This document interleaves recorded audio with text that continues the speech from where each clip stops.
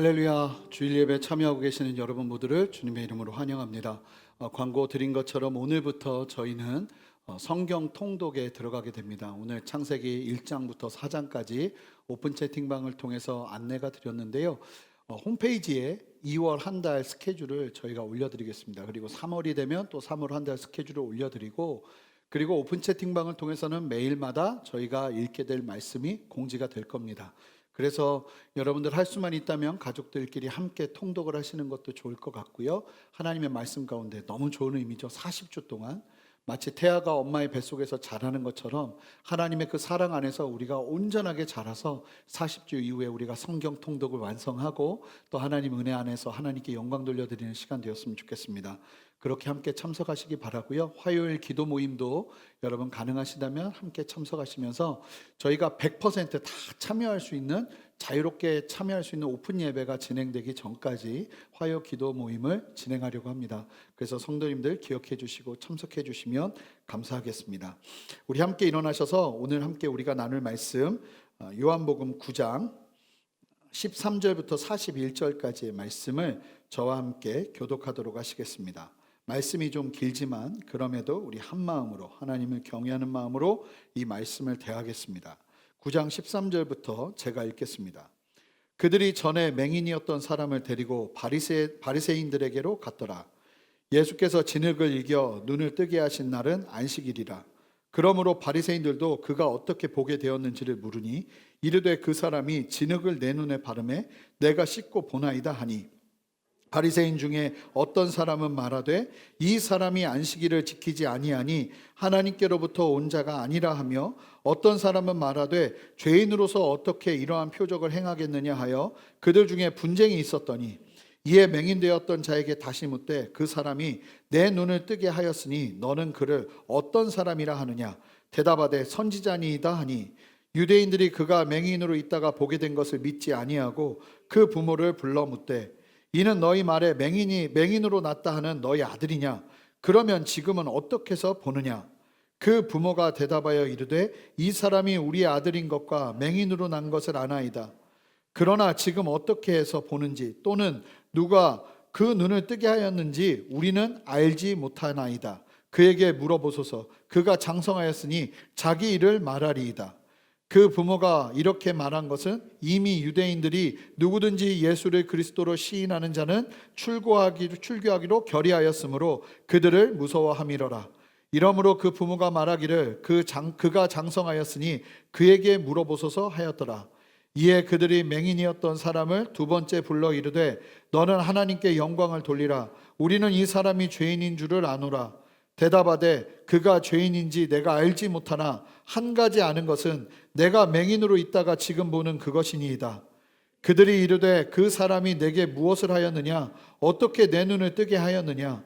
대답하되 내가 이미 일렀어도 듣지 아니하고 어찌하여 다시 듣고자 하나이까? 당신들도 그의 제자가 되려 하나이까?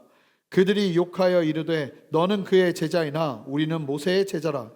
하나님이 모세에게 말씀하신 줄을 우리가 알거니와 이 사람은 어디서 왔는지 알지 못하노라.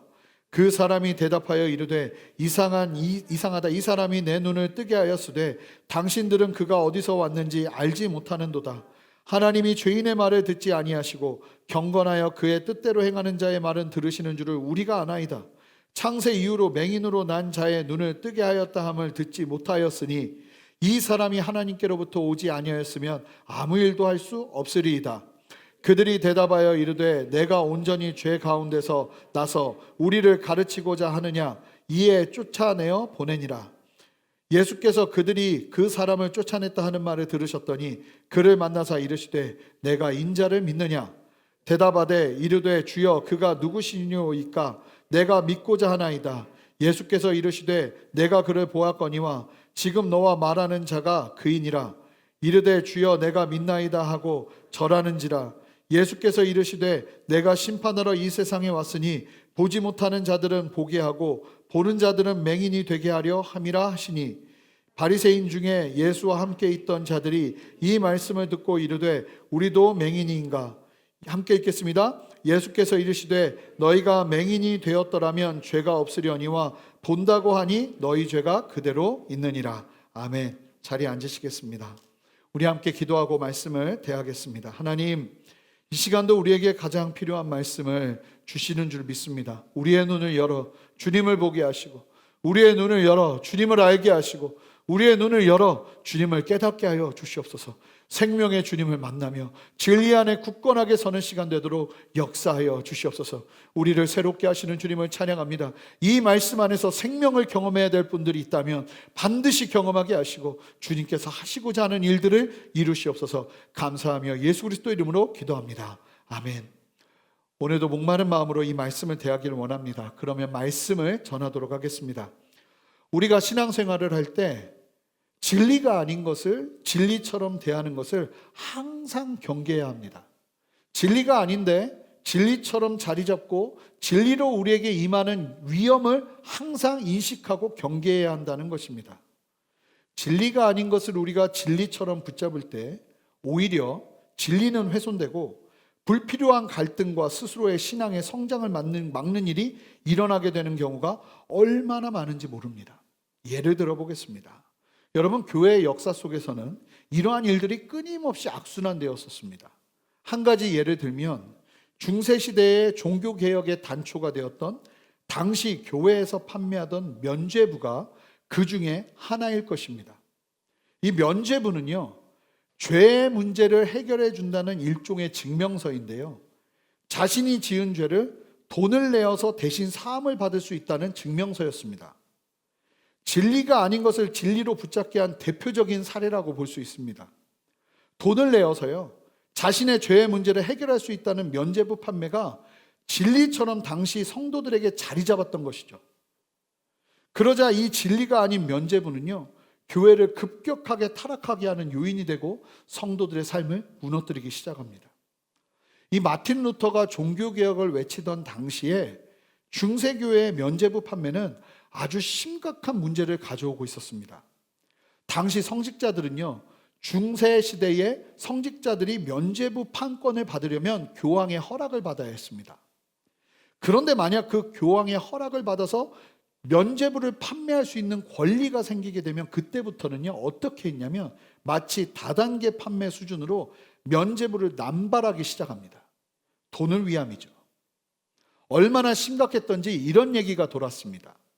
현세의 자손들이 낸 동전이 헌금함에 쨍그랑하는 소리가 나는 순간 조상의 영혼이 연옥에서 천국으로 직행한다는 거짓된 가르침이 예배 가운데 성도들에게 선포되고 있었던 겁니다. 기가 막히죠.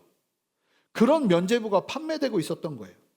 자신의 죄에 대한 불안함을 돈으로 해결할 수 있다는 거짓된 진리를 종교적인 심리를 이용해서 당시 중세 교회가 성도들에게 제공하고 있었던 것입니다. 이로 인해 교회도 성도들도 아주 심각한 왜곡된 길로 들어가기 시작합니다. 신앙에서 진리가 아닌 것을 진리처럼 여기는 일이 벌어지면 이와 같은 안타까운 일이 벌어지게 되는 것입니다. 이러한 교회들의 면죄부 판매가 직접적인 원인이 되어서 종교개혁의 선구자인 마틴 루터는 오직 성경, 솔라 스크립투라를 외치며 종교개혁의 문을 열게 된 겁니다. 진리가 아닌 것은 인정하지 않겠다는 믿음의 고백이죠. 오직 하나님의 말씀만, 오직 성경만을 진리로 여기고 나아가겠다는 믿음의 결단이 종교개혁의 시발점이었던 겁니다. 오늘 본문에서도 보시면요, 유대인에게서 아주 심각한 문제가 드러나거든요. 그런데 그 문제의 중심을 잘 보면 진리가 아닌 것을 진리로 믿는 것이 심각하게 자리 잡고 있는 것을 볼 수 있습니다. 지난주 말씀에서 보신 것처럼 예수님께서 날 때부터 앞을 볼 수 없었던 거린이었던 한 맹인을 눈을 뜨게 하셨습니다. 그런데 그 치유 과정이 아주 독특했죠. 흙에 침을 뱉으셔서 그 흙을 짓이겨 진흙을 만드시곤 맹인의 눈에 바르셨습니다. 그리고는 실로한 못으로 걸어가서 씻도록 하셨죠. 그 예수님의 명령에 맹인이 순종하자 눈이 떠지는 기적이 일어난 것입니다. 그런데 문제가 있었어요. 어떤 문제입니까? 예수님께서 이 맹인을 고치신 날이 하필이면 안식일이었습니다. 요한복음 5장에서 우리가 미리 보았던 베데스다 연못에 있었던 38년 된 병자를 고치셨던 때와 똑같은 상황이 벌어진 겁니다. 오늘 본문을 보시면 날 때부터 맹인이었던 이 사람이 안식일에 눈을 뜨게 된 것은 치유 사건으로 인해 눈을 뜨게 된 치유 사건으로 인해서 주변 사람들이요 그를 데리고 바리새인들에게로 향했습니다. 그러면서 오늘 본문이 시작돼요. 신고 차원으로 사람들은 바리새인들에게 이 맹인을 데리고 걸어간 것입니다. 바리새인들은 모세 오경의 율법들뿐만 아니라 아시는 것처럼 성경만이 아니라 장로들의 전통, 구전된 율법, 말로 이어진 율법들, 미시나라고 불리는 구전 율법까지도 철저하게 지켜야 된다고 믿는 사람들이었습니다. 그들이 지키던 안식일에 대한 이해도 이 미시나를 근거로 해서 철저하게 지켜지고 있었어요. 그리고 모든 유대인들이 그러한 안식일의 기준을 지켜야 했습니다. 그 기준으로 본다면 예수님께서 맹인을 고치신 실로암 사건은 안식일을 범한 아주 심각한 사안이 되는 것입니다. 당시 안식일을 범하는 것은 아주 심각한 문제를 야기했습니다. 우리가 생각하는 그냥 안식일을 범한다라고 생각하는 수준과는 전혀 다른 차원의 압박이 그 당시 시대 가운데 있었어요. 만약에 한 사람이 안식일에 관한 율법을 범하면요, 그 미시나라고 말하는 구전된 율법까지도 다 지켜야 되는데 그 중에 하나라도 범하면요, 그것을 어떻게 믿었냐면 신성 모독으로 여겨서 사형에 처할 수도 있었고요, 돌로 쳐 죽이는 것까지도 허용이 되어 있었습니다. 그러니까 안식일의 율법을 지키는 것은 목숨 걸고 지켜야 됐던 거예요. 아주 무서운 결과를 안식일을 범하면 초래될 수밖에 없었던 거죠. 유대인들의 기준에서 보면 예수님의 이 안식일의 실로암에서 이 병자를 고친, 맹인을 고친 사건은 크게 세 가지의 안식일 법규를 어기는 일이 됩니다. 함께 볼 텐데요. 첫 번째는 안식일에 사람을 치료하는 것은요, 언제만 허용이 됐었냐면 생명체가 위태로운 상황이 아니라면 금지되어 있었습니다. 그런데 눈먼 것은 생명과는 직접 연관되지 않기 때문에 이 눈먼 사람을 고친 것 자체가 안식일을 범한 게 돼요. 그리고 두 번째는요, 안식일 법 중에 반죽하는 것이 금지되어 있었습니다. 굉장히 재밌죠? 진흙을 이겨 만든 반죽 자체가 위법이 되는 겁니다.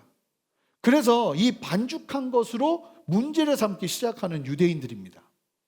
그리고 세 번째로 눈에 무언가 바르는 행위도요, 안식일 법규를 어긴 것으로 여겨지는 상황입니다. 우리의 시각으로 본다면 이해가 어려운 웃음이 날 수도 있는 이슈지만 당시 유대 사회에서는 이 세 가지의 문제는요, 잘못하면 죽임을 당할 수 있을 정도의 심각한 위험 요소가 되는 것이었습니다. 나면서부터 맹인이었던 사람이 치유를 받게 되는 생명의 역사를 경험해도 유대인들이 그토록 중요하게 여기는 안식일을 범한 것 자체가 가져오는 파장이 너무나 컸던 거예요. 그런 이유로 이 놀라운 기적 사건은 전혀 다른 국면으로 접어들기 시작합니다. 바리새인들 안에 심각한 논쟁이 일어나는데요, 우리 함께 16절 말씀을 읽어보겠습니다. 함께 읽겠습니다. 바리새인 중에 어떤 사람은 말하되 이 사람이 안식일을 지키지 아니하니 하나님께로부터 온 자가 아니라 하며, 어떤 사람은 말하되 죄인으로서 어떻게 이러한 표적을 행하겠느냐 하여 그들 중에 분쟁이 있었더니, 이 예수님께서 안식일에 맹인이었던 사람의 눈을 뜨게 하신 사건 때문에 바리새인들 안에서도 분쟁이 일어났는데 크게 두 파로 나뉘어져서 싸움이 일어났던 것 같습니다. 첫 번째, 저는 이 첫 번째 사람들을 A진영이라고 말하겠습니다. 이 A진영에서는요, 어떤 주장을 하고 있었냐면 아무리 놀라운 기적을 행한다 해도 그 사람이 하나님의 말씀을 범한다면, 하나님의 율법을 범한다면 그 권위는 온전할 수 없고 하나님께서 보내신 사람이라고 볼 수 없다는 거예요. 여러분, 이 말이 맞는 말입니까? 틀린 말입니까? 잘 보시면요, 기가 막히게 맞는 말입니다. 이 말 자체, 이 논리 자체는 사실은 우리의 신앙생활에서도 너무나 중요한 원리예요. 기억해야 되는, 사실 아주 중요한 신앙의 태도이죠. 그래서 이런 경고는요, 분명하게 하나님께서 모세를 통해서도 말씀하셨어요. 좀 길지만 우리가 함께 한 목소리로 신명기 13장 1절부터 5절까지의 말씀을 읽어보겠습니다. 아주 중요한 말씀이에요. 우리가 신앙생활에서 이 말씀을 반드시 기억하고 우리가 신앙생활 속에서 일어나는 많은 현상들을 대해야 돼요. 우리 함께 읽어보겠습니다. 너희 중에 선지자나 꿈꾸는 자가 일어나서 이적과 기사를 내게 보이고 그가 내게 말한 그 이적과 기사가 이루어지고 너희가 알지 못하던 다른 신들을 우리가 따라 섬기자고 말할지라도 너는 그 선지자나 꿈꾸는 자의 말을 청종하지 말라. 이는 너희의 하나님 여호와께서 너희가 마음을 다하고 뜻을 다하여 너희 하나님 여호와를 사랑하는 여부를 알려하사 너희를 시험하심이니라. 너희는 너희의 하나님 여호와를 따르며 그를 경외하며 그의 명령을 지키며 그의 목소리를 청종하며 그를 섬기며 그를 의지하여 그런 선지자나 꿈꾸는 자는 죽이라. 이는 그가 너희에게 너희를 애굽 땅에서 인도하여 내시며 종되었던 집에서 속량하신 너희 하나님 여호와를 배반하게 하려 하며 너희 하나님 여호와께서 내게 행하라 명령하신 도에서 너를 꿰어내려고 말하였음이라.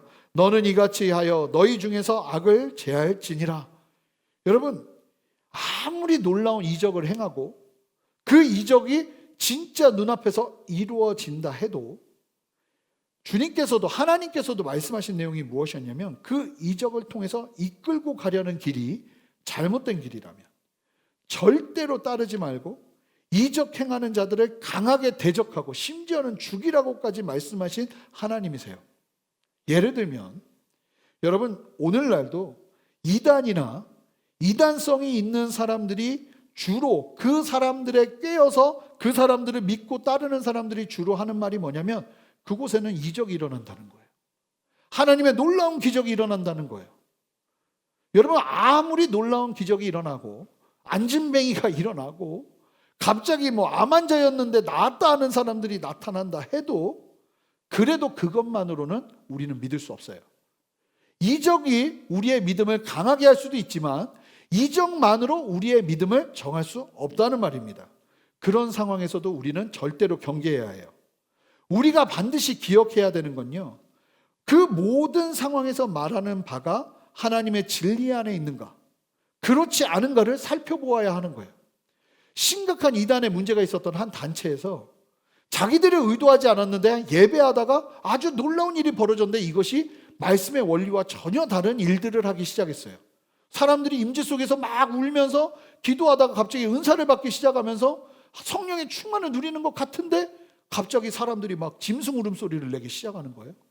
그런데 그 단체에서 한 얘기가 뭐냐면 우리가 의도적으로 한 것이 아니었고 하나님 앞에 예배하는 중에 자연스럽게 일어난 일이기에 이것은 하나님이 하신 일이라는 거예요. 그런데 참 놀라운 것은 그 단체의 본부에서는 그것은 옳지 않고 성경적이지 않기 때문에 하나님의 인격과 맞지 않기 때문에 하지 말라 한 거예요. 그런데 그곳에서 일어난 그 지역에서 일어난 그 교회는요, 그 일을 끝까지 한 거예요. 그러다가 이단으로 가버립니다. 사실은 우리 안에 이러한 요소들이 너무나 많다는 거예요. 기적이 일어나고 이적이 일어나면 야, 여기 하나님의 역사가 있잖아. 그런데 거기에서 무엇을 말하는가를 봐야 되는데 하나님의 진리와 상관없는 이야기를 하기 시작하고 잘못된 전통을 진리인 것처럼 가르치기 시작하는 그때에도 그것을 믿고 따르기 시작한다면 심각한 위험이 오는 것이죠. 절대로 흔들리면 안 되는 것입니다. 우리를 움직이게 하는 건 하나님의 말씀이지 이적이 아닙니다. 할렐루야. 정확한 믿음 위에 계셔야 돼요. 이런 접근으로 이적을 대하는 태도는 참 바른 태도인데, 그런데 이 말은 맞는 말이에요. 이 바리새인들이 정확하게 너무나 지혜롭게 이 말씀을 정확하게 이해해서 말하고 있는 거예요. 그런데 이 바리새인들의 논리에는 아주 심각한 오류가 있습니다. 자, 어떤 오류가 있나요? 그들이 생각하고 중요하다고 여기는 진리 자체가 문제가 있는 거예요. 그들이 절대적인 기준이라고 얘기하는 그 절대적인 기준의 근거가 정확하게 하나님의 말씀 안에서 나온 것이 아니라 안식일에 반죽을 하면 안 된다는 말씀이 어디 있습니까? 하나님의 분명한 뜻은 아닌데, 그런데 진리가 아닌 것을 하나님의 뜻으로 인정해버린 거예요. 그러니 진리가 아닌 것을 진리로 만들어버리면 그 좋은 논리도 전혀 다른 결과를 가져오는 거예요. 즉 눈을 멀게 하는 말도 안 되는 결과를 가져오게 되는 겁니다. 영적인 소경을 만들어버리는 거예요. 이들이 말하는 논리는 참 옳았지만 정작 가장 중요한 기준이 되는 진리 자체를 잘못 이해하고 있기 때문에 이 논리는요, 유대인들을 계속 잘못된 판단과 결정을 하게 합니다. 잘 들으셔야 됩니다. 이 비진영을 보겠습니다. 비진영은요, 좀 다른 사람들이에요. 어쩌면 이 사실을 좀 정확하게 보는 사람들인데, A 진영에서 경계하는 것을 경계하지 않고 말하는 사람들인데 맹인의 눈을 뜨게 하는 기적을 어떻게 죄인이 행하겠는가 하는 거예요. 사실 맞는 얘기죠. 그럼에도 불구하고 갈등이 일어나는 것은 같아요. 안식일에 대한 잘못된 이해 때문에 그럼에도 불구하고 이거 믿지 못하겠는데 하는 일들이 일어나는 거예요. 그만큼 진리가 아닌 것을 진리로 여기고 받아들이는 건 이처럼 위험한 결과를 초래합니다. 어느 누구도 예수님의 생명의 역사 속에서 하나님을 만나지 못하고 있잖아요. 그들의 신앙이 아닌, 잘 들으세요, 그들의 신앙이 아닌 그들의 신학이 그들 스스로의 눈을 가리고 있습니다. 그러자 그들은 이 소경에게 직접 묻기 시작합니다. 계속 좀 이 논리를 따라서 우리 같이 말씀을 볼 텐데요. 17절 말씀 읽어보겠습니다. 이에 맹인되었던 자에게 다시 묻되 그 사람이 내 눈을 뜨게 하였으니 너는 그를 어떠한 사람이라 하느냐? 대답하되 선지자니이다 하니. 여러분, 이 맹인되었던 자에게 다시 묻는데요. 너의 눈을 뜨게 한 그 사람을 너는 어떤 사람이라고 생각하느냐? 예수라는 말도 안 해요. 얼마나 미웠으면 이 사람들이 예수라는 말도 하지 않아요. 그런데 이 질문의 소경이, 이 치유받은 사람이요, 소경이었다 치유받은 사람이 너무나 단호하고 담대하게 뭐라고 말하냐면 예수는 선지자라고 말합니다. 선지자라는 것은 하나님께 부름을 받은 사람이 분명하다는 의미입니다. 그런데 이 사람이요, 지금 예수님을 선지자라고 한 것은 참으로 놀라운 선포고 쉽지 않은 선포였어요.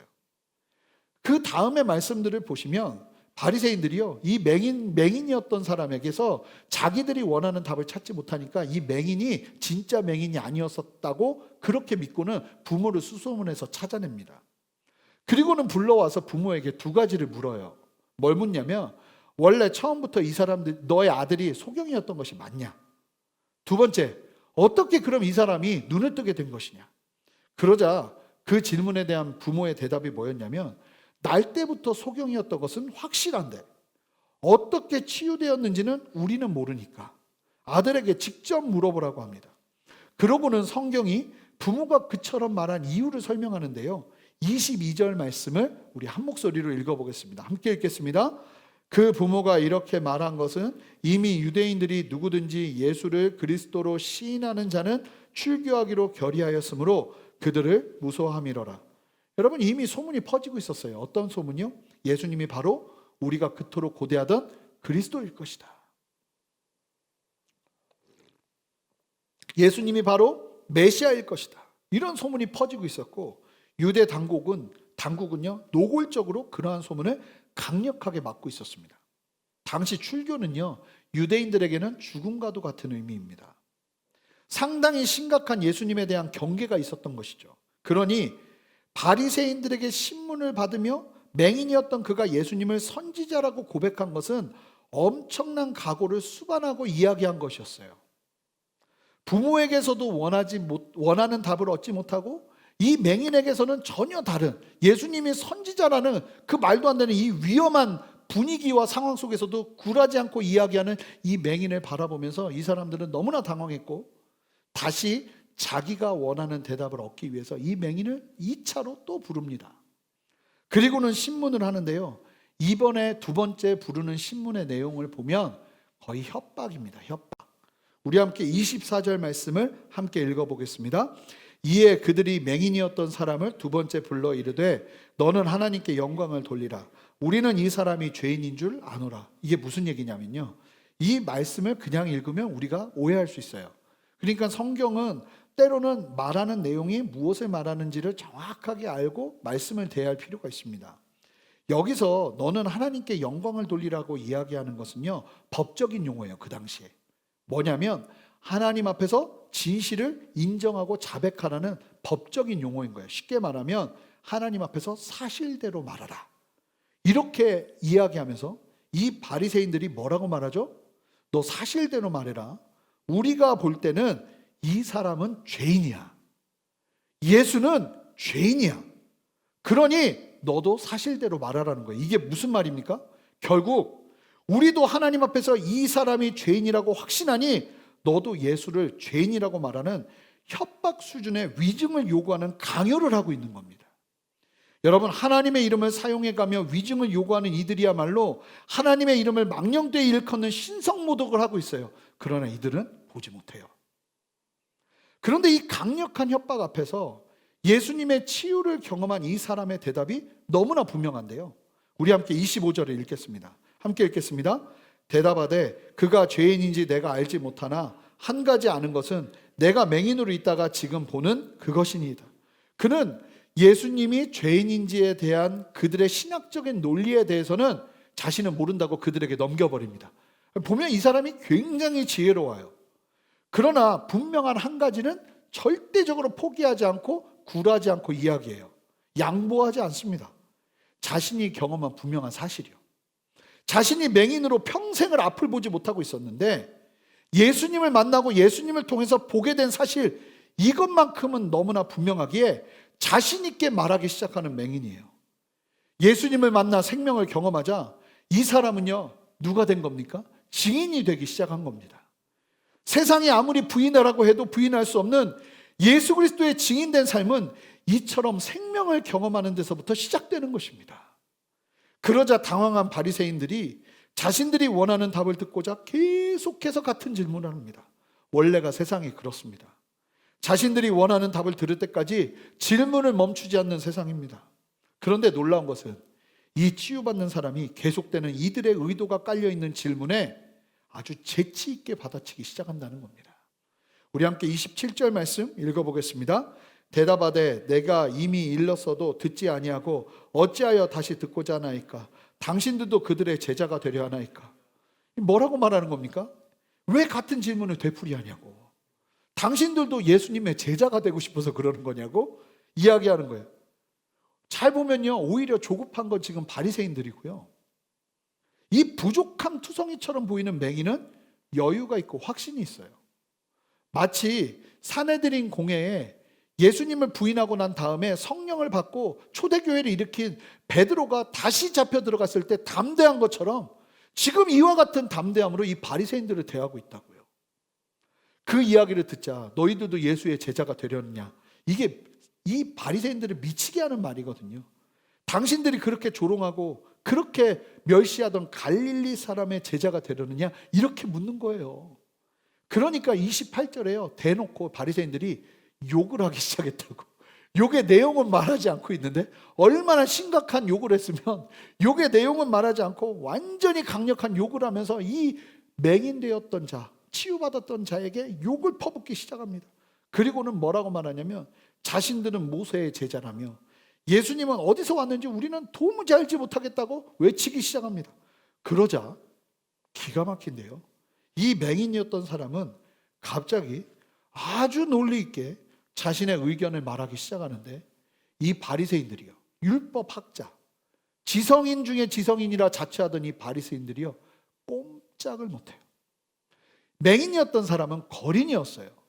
제대로 된 교육을 받지 못했단 말입니다. 그런데 이 맹인이었던 자가 말하기 시작하는데 그 논리를 함께 보도록 하겠습니다. 30절부터 33절까지의 말씀을 함께 읽어보겠습니다. 이게 맹인이 하는 말이에요. 함께 읽겠습니다. 그 사람이 대답하여 이르되 이상하다. 이 사람이 내 눈을 뜨게 하였으되 당신들은 그가 어디서 왔는지 알지 못하는도다. 하나님이 죄인의 말을 듣지 아니하시고 경건하여 그의 뜻대로 행하는 자의 말을 들으시는 줄을 우리가 아나이다. 창세 이후로 맹인으로 난 자의 눈을 뜨게 하였다 함을 듣지 못하였으니 이 사람이 하나님께로부터 오지 아니하였으면 아무 일도 할 수 없으리이다. 이상하다는 거예요. 이건 너무나 분명한 하나님의 사람의 증거라는 거예요. 보세요. 소경이어서 제대로 배우지 못했어요. 이 사람에게 당시 최고의 학문가요, 지성인이라 자처하던 바리새인들이 끌려가고 있습니다. 그만큼 여러분, 예수님을 만나는 신앙은 이처럼 중요한 겁니다. 예수 없는 지식과 신앙은요, 이 바리새인들처럼 겉은 화려해 보이지만 내용도 능력도 없습니다. 오히려 겉은 초라한 이 사람은 예수님을 만나자 담대하고 능력을 가지기 시작합니다. 그런데 보시면 그냥 단순하게 이 맹인이 예수님을 선지자라고 선포하고 있는 게 아니에요. 분명한 생각과 기준과 진리 안에 선 눈이 있었어요. 오히려 평생을 말씀을 연구하고 하는 바리새인들보다 훨씬 더 분명한 기준과 논리를 가지고 있었다고요. 이 뭐라고 말합니까? 이 맹인이었던 사람이 창세 이후로 눈을 뜨게 했다는 기록은 성경 어디에서도 볼 수 없고, 이스라엘의 역사 어디에서도 들을 수 없는, 세상 누구도 흉내낼 수 없는 하나님만 하실 수 있는 일이라는 사실을 분명히 알고 있었어요. 그리고 하나님은 분명하게 하나님에 대한 이해도 있었는데요, 죄인의 말을 들으시는 분이 아니고 경건하여 하나님의 뜻을 행하는 자의 말을 들으시는 하나님이기에 이 놀라운 기적을 죄인이 행할 수 없다고 말하는 거예요. 그러므로 예수님이 하나님께로부터 온 사람이 분명하고 죄인이 아니라는 것을 바리새인들 앞에서 분명하게 설득하고 있는 거예요. 여러분, 여러분 보세요. 이 사복음서 다 통틀어 보십시오. 예수님께서 십자가 지시기 전에 이 사람처럼 유대 종교자들 앞에서, 그 권위 앞에서, 후덜덜하게 만드는 그 세상의 권세 앞에서 이처럼 분명하고 단호하게 진리를 선포한 사람이 있습니까? 없습니다. 지난주 본문에서 보신 것처럼 예수님께서 이 맹인을 주목하여 바라보시면서 선포하셨잖아요. 이 사람의 맹인되어 태어난 것은 하나님이 하시는 일을 나타내고자 그리하신 것이라고.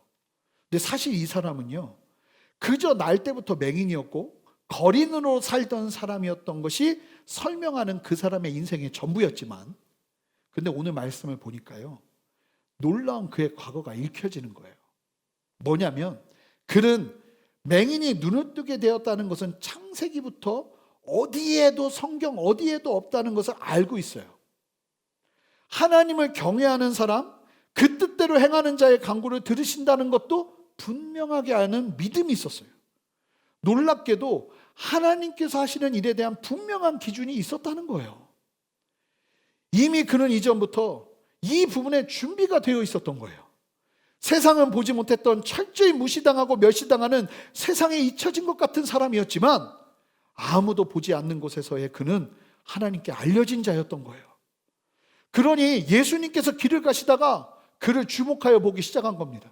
우연히 주목하여 본 것이 아니라 그 안에 있는 영적인 목마름을 주님은 보신 거예요. 그리고 예수님을 만나자 어둠에서 빛으로, 앞을 보지 못하는 절대적인 절망에서 눈을 뜨게 되는 하나님의 역사를 경험하기 시작하는 겁니다.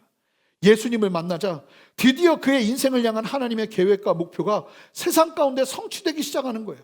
그리고 이처럼 담대하게 하나님께서 하시고자 하는 일들을 바리새인들 앞에서 하기 시작합니다. 너무나도 담대하게 지성인이라 하는 바리새인들에게 오히려 그들을 논리적으로 압도하며 하나님의 진리를, 예수님의 예수님 되심을 선포하기 시작하는 것입니다. 여러분, 그러자 어떤 일이 벌어지는지 아십니까? 세상은요, 세상 방법대로 성도를 대합니다. 34절 읽어보겠습니다. 함께 읽겠습니다. 그들이 대답하여 이르되 내가 온전히 죄 가운데 나서 우리를 가르치고자 하느냐, 이에 쫓아내어 보내니라. 인신공격을 하기 시작합니다. 맹인이었을 때 평생 듣던 거짓 메시지, 네가 죄 가운데 나서 감히 우리를 가르치려 하느냐고 말합니다. 허나 이건요, 너무나 어리석은 말이에요. 이 말 자체가 이 사람이 날 때부터 속용된 자라는 사실을 자신들의 입으로 입증하는, 인정하는 꼴이 되어버렸습니다.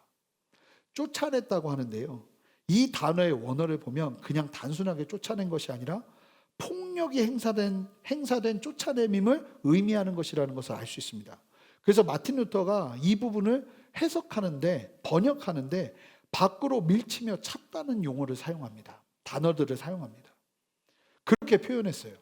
예수를 그리스도라 하는 자들을 출교하는 분위기였으니 이와 같이 말하는 이 맹인이었던 사람을 어떻게 했다는 거예요? 결국은 출교하고 매맞고 쫓겨남을 당했을 거라는 겁니다. 그렇게 쫓겨난 이 사람에게 예수님이 찾아오세요. 저는 이 부분이 너무나 좋습니다. 예수님이 찾아오십니다. 우리 35절 말씀 읽어보겠습니다. 예수께서 그들이 그 사람을 쫓아냈다 하는 말을 들으셨더니 그를 만나사 이르시되 내가 인자를 믿느냐. 여러분, 예수님으로 인해 세상에서 쫓겨나자 예수님께서 그의 인생에 찾아오십니다. 그리고 물으시죠. 네가 인자를 믿느냐. 여기서 말하는 인자는요, 그리스도 메시아와 같은 의미라고 보시면 됩니다. 너는 그리스도를 믿느냐? 너는 메시아를 믿느냐? 그러자 그가 이렇게 대답합니다. 36절 읽겠습니다. 대답하여 이르되 주여 그가 누구시니오이까? 내가 믿고자 하나이다. 누구시오니이까? 내가 믿고자 하나이다. 왜 이런 이야기를 하냐면요, 실로암에서 눈을 씻고 보게 되고 나서 정작 예수님을 만난 적이 없어요.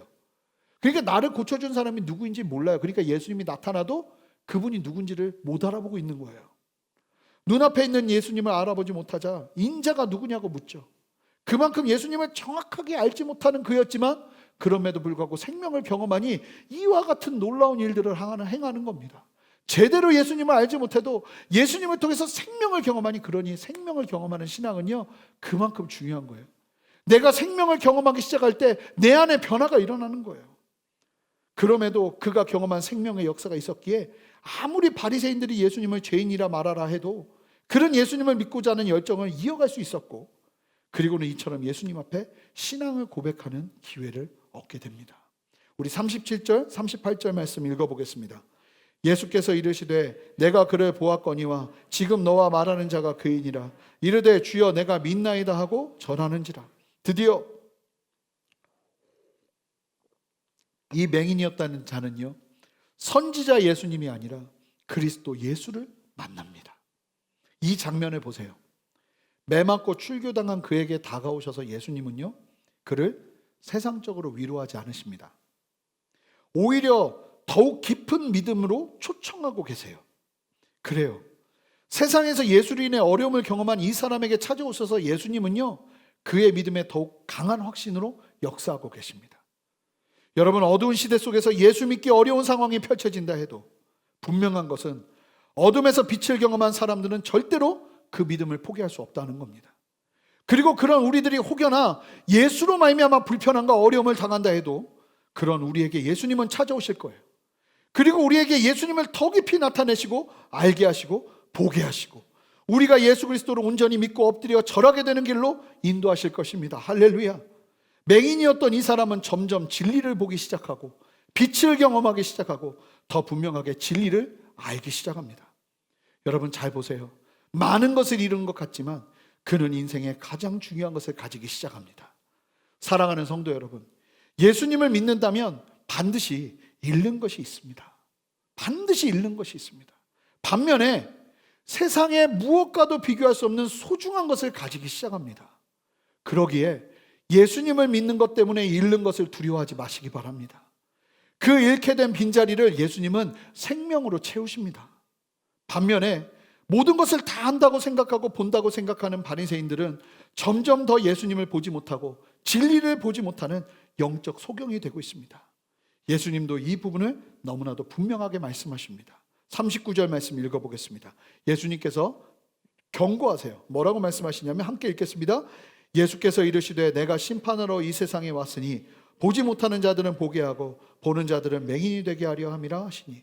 바리새인들이 그럼 우리한테 하는 얘기인가? 우리가 맹인인가? 그러니 예수님은 또다시 반복하며 이 중요한 얘기를 한 번 더 하십니다. 41절 읽어보겠습니다. 함께 읽겠습니다. 예수께서 이르시되 너희가 맹인이 되었더라면 죄가 없으려니와 본다고 하니 너희 죄가 그대로 있느니라. 여러분, 여기서 말하는 보지 못하는 사람들, 예수님이 이 보지 못하는 사람들을 위해 오셨다는 거잖아요. 이 보지 못하는 사람들은 어떤 사람들입니까?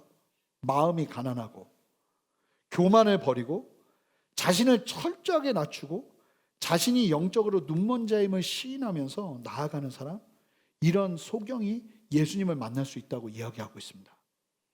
반면에 본다고 하는 사람들, 예수님께 심판을 받는 사람들, 예수님을 만날 수 없었던 사람들의 특징은 무엇입니까? 오늘 본문이 분명하게 보여주죠. 자신은 다 안다고 생각하는 사람들이에요. 자신이 아는 것이 전부라는 교만이 있는 사람들이에요. 굉장히 중요한 얘기인데요. 이 D.A. 칼슨이라는 신약학자는 특별히 이 부분을 이야기하면서 신학적인 견해 안에서 이런 잘못된 확신이 설 수 있다고 경계합니다. 전 100% 공감해요. 중요해요. 자, 무슨 얘기냐면 좀 더 집중해서 들으셨으면 좋겠어요. 구원이나 하나님에 관한 것이나 하는 신앙의 핵심적인 부분들은 견해가 있을 수 없어요. 진리 안에서 분명하게 모두가 같은 한 가지의 소리를 내야죠. 구원받는 길이 이 사람 다르고 저 사람 다를 수 없는 거예요. 구원받는 길은 진리 안에서 분명하게 우리 안에 계시되었고 그 말씀 안에서 우리는 구원받는 길을 정확하게 보는 거예요. 하지만 성경에서 분명하게 설명하지 않은 이슈들은요, 성경을 어떻게 해석하느냐에 따라서 다양한 견해가 일어날 수 있어요. 그런데 생명 없는 신앙의 이 신학적인 견해가 뿌리 깊이 내리면 이 견해를요, 절대적인 진리로 바꾸려는 일들을 만들어내기 시작하는 거예요. 안식일 규례가 딱 그 규례죠. 그 예죠. 바리새인들이 주장하는 안식일 규례는요, 절대적인 진리가 아니라 견해예요. 하지만 이 견해를 절대적인 진리의 수준으로 주장하기 시작하고 있어요. 이 유대인들이요. 그러면 이 바리새인들 같은 일들이 벌어지는 겁니다.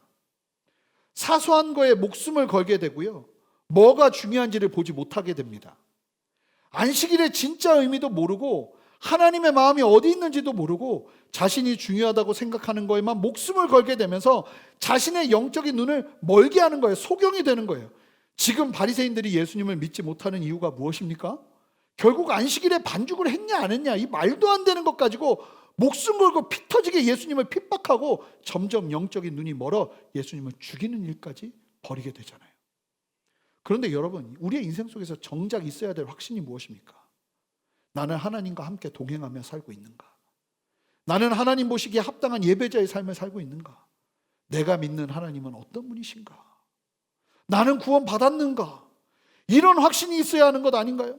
정작 있어야 될 확신은 없고 생명 없는 종교적인 견해에 확신을 두고 살아가니 그 종교적인 견해가 오히려 눈을 가리고 자신 스스로를 멀게 하는 결과를 초래하는 겁니다. 제가 실제로 영성 훈련하는 곳에서 사역할 때 훈련받으러 오시는 분들 중에 이 많이 하는 분들을 만납니다. 많이 하는 분들. 이 많이 하는 분들은 두 부류인데요. 첫 번째, 항상 열린 마음으로 겸손함을 가지고 많이 하는 분들이에요. 근데 이런 분들은 진짜 드물어요. 둘째, 이 많이 한다고 말하는 분들은 자기가 아는 게 전부라고 생각해서 끊임없이 판단하느라 은혜를 잘 못 받아요. 견해를 끊임없는 절대 기준으로 삼아서 오히려 자신이 알고 있는 신학과 지식이 눈을 가리우게 되는 안타까움이 일어나죠. 제일 불쌍한 분들이 그리고 은혜를 못 받아요. 아니 이게 신학적으로 맞나요? 따지기 시작하고, 아니 은혜를 받아야 되는 그 자리에서 하나님의 역사와 생명을 경험하지 못하고 계속 눈이 가리워지는 거예요. 여러분, 예수님을 잘 믿는 게 얼마나 어렵고 중요한지 모릅니다. 그냥 아무 생각 없이 믿으면 이처럼 바리새인들처럼 예수님을 핍박하는 자리에도 설 수 있는 게 예수님을 믿는 하나님을 믿는 신앙입니다. 잘못 믿으면요. 이 사실을 알고 경계하며 날마다 가난하고 겸손한 마음으로 나보다 남을 낮게 여기고 그렇게 사는 태도가 우리에게 너무나 필요하다는 거예요. 철저히 죽을 수밖에 없는 나를 살리신 주님의 은혜를 평생 간직하며 살아가는 우리가 되기를 바랍니다. 심령의 가난함을 평생 유지하며 살아가는 우리가 되어야 할 줄 믿습니다. 여러분, 사도 요한이 왜 이 부분을 이렇게 강조하며 요한복음 9장을 이토록 길게 이야기하고 있는 것일까요? 초대교회 안에도 이 생명 없는 논쟁이 일어나고 있었기 때문이 아닐까요? 내가 볼 수 있다고 생각하는 교만함이 교회의 사역자들과 성도들 안에 자리 잡고 있었기 때문이 아닐까요? 내가 볼 수 있다, 내가 할 수 있다고 생각하고 말하기 시작하는 그 순간부터 교회는 위험이 시작됩니다. 성도들의 삶은 위험이 시작됩니다. 오직 내 안에 그리스도만 사셔야 합니다. 할렐루야. 나는 아무것도 아니요 오직 주의 은혜라는 참된 신앙의 자세가 우리의 일평생을 붙들어야 하는 것입니다. 한치 앞을 볼 수 없는 소경 같은 심정이 일어나게 하는 상황이 오히려 하나님을 의지하며 우리를 살리게 되는 길이 되는 것입니다. 이제 마지막으로 고린도전서 15장 10절 말씀을 한 목소리로 읽어보겠습니다. 함께 읽겠습니다. 그러나 내가 나 된 것은 하나님의 은혜로 된 것이니 내게 주신 그의 은혜가 헛되지 아니하고 내가 모든 사도보다 더 많이 수고하였으나 내가 한 것이 아니요 오직 나와 함께 하신 하나님의 은혜로라. 이것이요 우리의 삶에 평생 유지되어야 우리가 이 바리새인들과 같은 위험한 시험에 들지 않게 되는 겁니다. 온전한 신앙을 가지고 주님 앞에 모든 우리의 수고는 하나님의 은혜로 돌려드리며 주님 앞에 서서 참된, 정말 소경이 아닌 참된 것들을 보기 시작하는 역사를 경험하게 되는 것입니다. 여러분, 하나님을 알 때 잘 알아야 합니다. 하나님을 배우되 잘 배워야 합니다. 그리고 언제나 기억하셔야 됩니다. 가난한 마음, 나는 부족하고 나는 연약하고 나는 실수할 수 있다는 생각을 하고 항상 겸손한 마음으로 나보다 남을 낮게 여기며 그렇게 나가기 시작할 때 우리의 신앙은 항상 눈으로 보는 영적인 소경이 아니라 영적으로 눈이 뜬 참된 믿음의 삶을 살아낼 수 있는 것입니다. 그렇게 서시는 저와 여러분 되시기를 주님의 이름으로 축복합니다. 우리 함께 일어나서 함께 고백하기를 원하는데요, 이 찬양으로 우리의 기도를 대신하고 싶습니다. 함께 고백하길 원합니다. 함께 고백하며 나가겠습니다.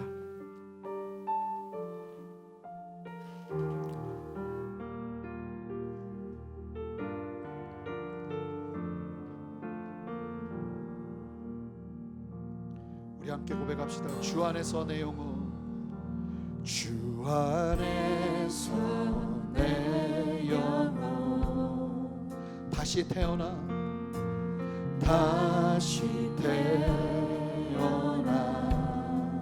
이전 것은 지나고 이전 것은 지나고 새롭게 됐네.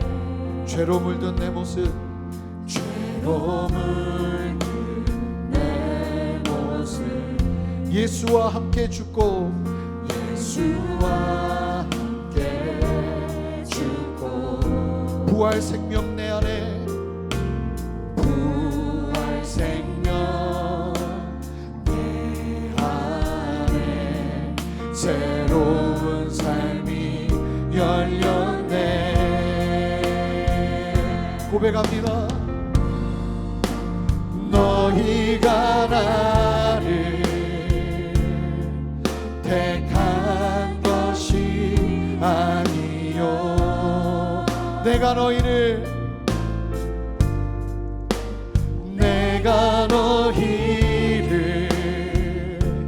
택하여 세워나니 오직 내 안에 오직 내 속에 그리스도가 사네. 오직 내 삶에 오직 내 맘에 그가 주인 되셨네.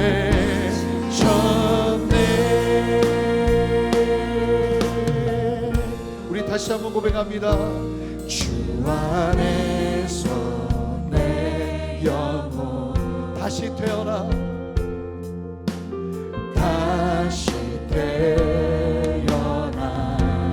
이전 것은 지나고 이전 것은 지나고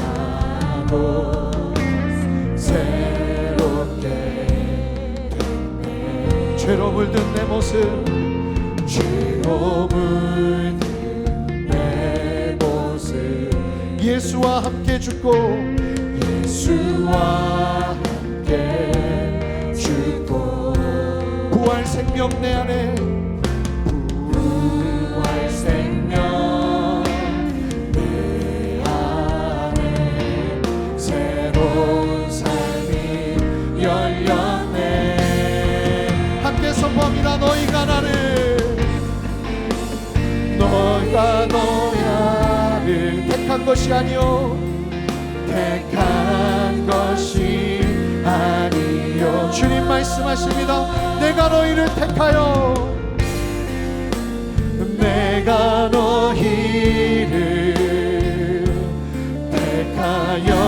세워나 함께 선포합시다. 오직 내 안에 오직 내 속에 그리스도가 사네.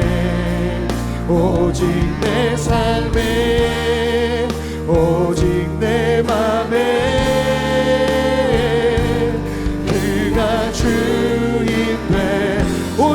내 안에 오직 내 속에 오직 내 안에 오직 내 속에 아멘 그리스도가 사네 오직 내 삶에 오직 내 맘에 그가 주인 돼 우리 함께 선포합니다. 내 생명 그 안에 내 생명 그 안에 그의 생명 내 안에 나의 삶이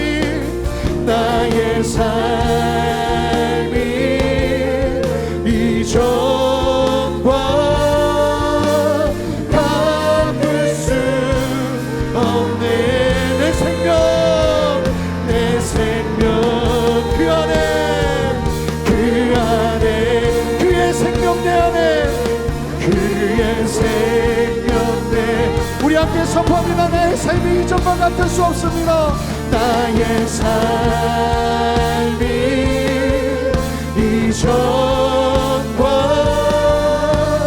같을 수 없네 오직 내 안에 오직 내 손 우리의 두 손을 들고 선포합시다. 그리스도가 사네 오직 내 삶에 오직 내 맘에 그가 주인 되셨네 우리 함께 두 손을 들고 주님 앞에 기도하며 한 가지만 기도하며 나가겠습니다.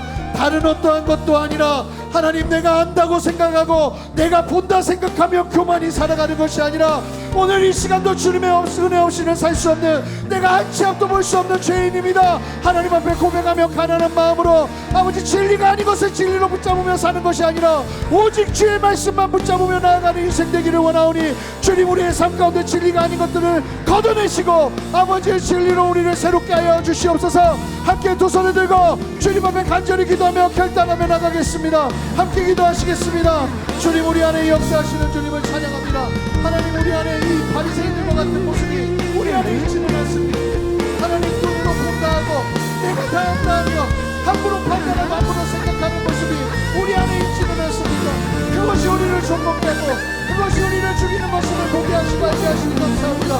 우리도 가난한 마음으로 오직 주님만을 바라보는 진리 안에 서서 오직 주님 앞에서 겸손함으로 아버지 하나님 견해를 진리처럼 여기는 것이 아니라 오직 진리만을 바라보며 나아가는 우리 되기를 원합니다.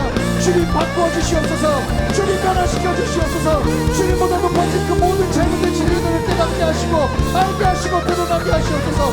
생명이 아닌 것을 생명처럼 여기며 살아가지 않게 하시고 아버지 하나님 속임된 마음으로 주님 앞에 서기를 원합니다. 주여 역사하여 주시옵소서. 오직 내 안에 그리스도가